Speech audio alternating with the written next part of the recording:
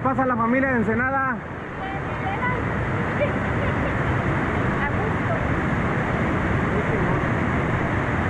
Eso es todo.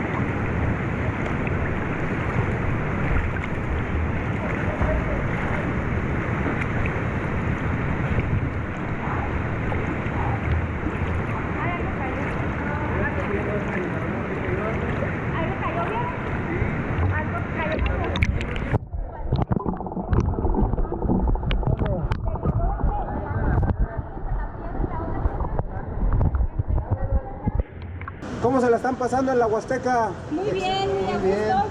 Muchas gracias a huasteca.com.mx. Mucha diversión, mucha agua, Salvando animalitos. salvando animales. Se acaba de rescatar dos murciélagos pequeños y muy a gusto contigo.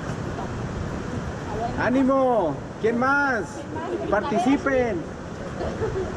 Dile, es mi viaje, sí. Mi viaje de cumpleaños. 15 años cumplidos 17. Por fin se pudo hacer el viaje. Festejando aquí en la Huasteca a los 15 años. Que ya son 17 por la pandemia, pero valió la pena el espera. La verdad Muy que bien, muy bien, muy bien. 1, 2, 3.